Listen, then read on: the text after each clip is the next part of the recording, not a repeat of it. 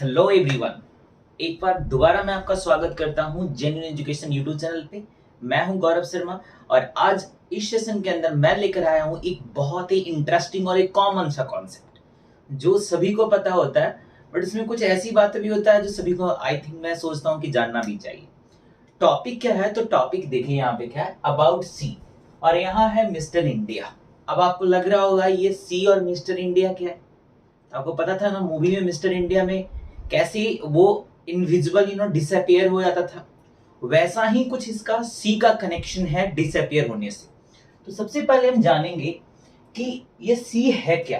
तो सी का मैथ्स के अंदर में बेसिकली अगर मैं बात करूं कैलकुलस के अंदर में क्या सिग्निफिकेंस है, तो सी है अपना कांस्टेंट ऑफ इंटीग्रेशन, राइट। और हम इस सेशन के अंदर क्या करने वाले हैं, तो हम इस सेशन के अंदर देखेंगे, समझेंगे और इस चीज को बखूबी इस्तेमाल करने की कोशिश करेंगे कि जो हम यहाँ पे देख रहे हैं significance of C in indefinite integration, कि इंडेफिनाइट इंटीग्रेशन के अंदर में सी का क्या महत्व है, क्या एक अलग सा रोल प्ले करता है। सी का एक बड़ा ही बहुत ही खूबसूरत सा यूज है, उसी को समझेंगे। उसके बाद हम ये जानेंगे कि डेफिनाइट इंटीग्रेशन के अंदर ये अचानक से सी गायब कहाँ हो गया।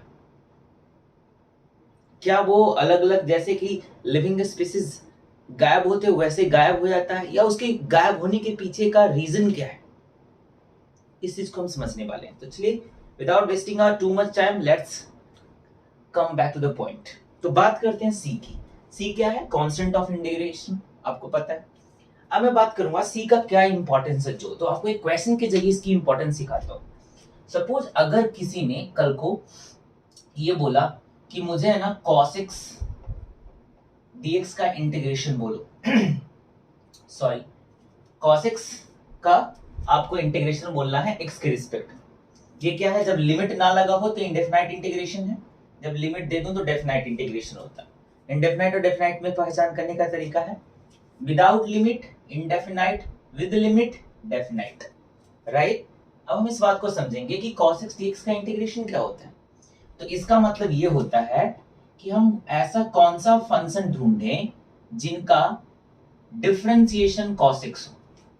जरा बात को समझने की कोशिश करिए। cos x का इंटीग्रेशन निकालने का क्या मतलब होता है कि हमें उस फंक्शन को ढूंढना है जिसका डिफरेंशिएशन cos x होता है।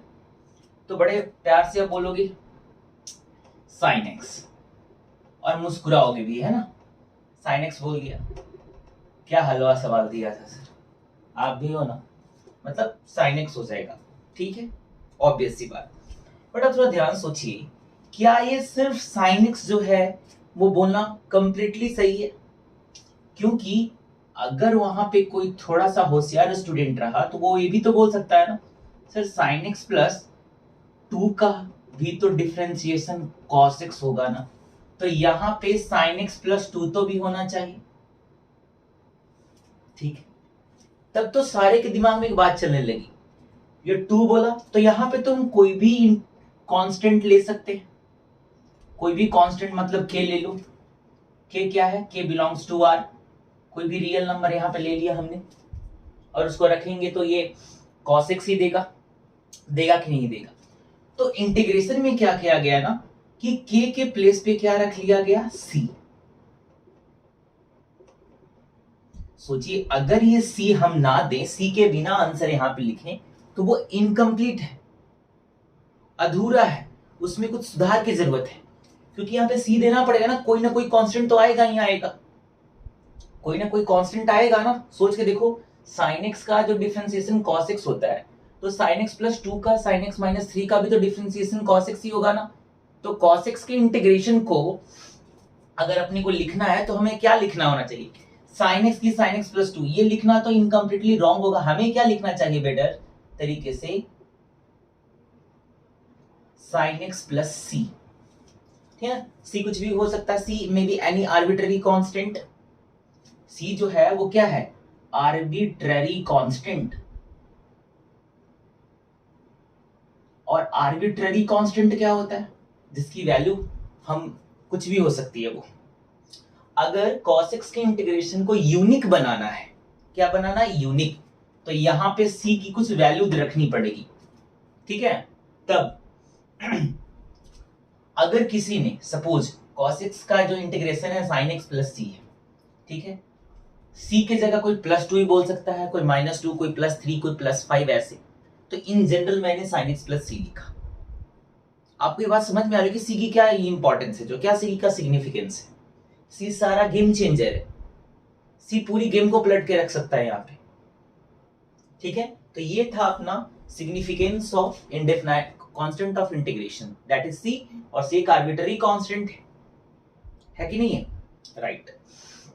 ये तो सी का मतलब पता चला, इंडेफिनाइट इंटीग्रेशन में क्या यूज है। अब आप थोड़ा सोचिए कि अब मैं आपको जो क्वेश्चन देने वाला हूं उसके अंदर हम देखेंगे कि सी गायब कैसे हो जाता है, सी के गायब होने के पीछे की स्टोरी क्या है, ये कैसे मिस्टर इंडिया बन जाता है, इस चीज को हम समझते हैं। तो देखिए अभी अपने पास क्या नॉर्मल सा क्वेश्चन लूंगा मैं,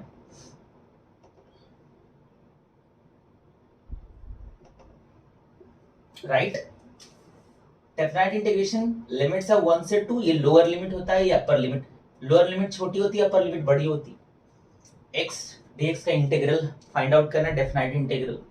तो होगा क्या कि सबसे पहले क्या करते हैं कि हम x dx को इंटीग्रेट करेंगे, तो क्या हो जाएगा, x की पावर 1 है ना, फॉर्मूले से x²/2 हो जाएगा, राइट। अब लिमिट है 1 से 2, तो हम यहां भी लिमिट पुट करेंगे। हाँ वेट, बट एक बात समझने वाली यहां पे ये है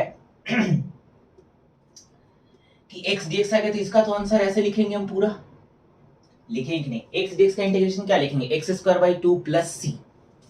अब हमें लिमिट पुट करने की जरूरत है, तो हम 1 से 2 पुट करेंगे, तो क्या हो जाएगा, x की प्लेस पे पहले अपर लिमिट से रिप्लेस करिए, 2² plus c minus 1² plus c, 4/2 plus c minus 1/2 plus c, ये 2 हो जाएगा, 2 plus c minus half plus c, sorry plus into minus क्या होगा यहाँ पे माइनस, और इस माइनस सी से ये प्लस सी कैंसिल आउट हो गया, 2 माइनस हाफ 3/2, तो इसका जो आंसर आएगा वो 3/2 आएगा। तो यहां तो सी है ही नहीं, और इंटरेस्टिंग बात होती है कि हमें टीचर्स बताते हैं कि डेफिनाइट इंटीग्रेशन में सी देते ही नहीं, सी नहीं लिखते, सी के बिना आंसर लिखते। बट इंटरेस्टिंग बात ये है कि हमें समझना चाहिए कि आखिरकार सी कैसे गायब हो जाता है, या सी ना लिखने के पीछे की क्या रीजन हो सकती है, क्यों नहीं हम सी को लिखते हैं, उस चीज को समझना एज ए स्टूडेंट बहुत ही इंपॉर्टेंट होता है, ठीक है। तो मैंने आपको एक्सप्लेन किया कि कैसे सी एलिमिनेट हो जाता है, कैंसिल आउट हो जाता है, और वहां से पता चलता है कि 3/2 यानी डेफिनाइट इंटीग्रेशन में सी जो है वो मिस्टर इंडिया बन जाता है, कैसे डिसअपियर हो जाता है, उस चीज को मैंने आपको बताया है, ठीक है। तो ये था हमारा आज के क्लास का सी के मिस्टर इंडिया होने की कहानी, कैसे सी मिस्टर इंडिया हो जाता है, कैसे वो डेफिनाइट इंटीग्रेशन में गायब हो जाता है। डेफिनाइट इंटीग्रेशन और इंडेफिनाइट में क्या डिफरेंस है, विद लिमिट तो डेफिनाइट, विदाउट लिमिट तो इंडेफिनाइट, डेफिनाइट विदाउट सी होता है, इंडेफिनाइट विद सी होता है। सी का एक अलग ही सिग्निफिकेंस होता है इंडेफिनाइट इंटीग्रेशन के अंदर, सी अगर नहीं होगा तो वो जो आंसर होगा वो इनकम्प्लीट माना जाएगा, क्योंकि उसके बाद जो कांस्टेंट आता है वो पूरी स्टोरी को चेंज कर देगा, ठीक है। तो this was all about the story of see that is the mister India. तो आज की क्लास में इतना ही, मिलेंगे एक नए लेक्चर के साथ एक नई वीडियो में, तब तक की देखते रहें, और ऐसे ही मोटिवेशनल वीडियोस में बनाता रहूंगा। In fact this was all about for today session, thanks for watching.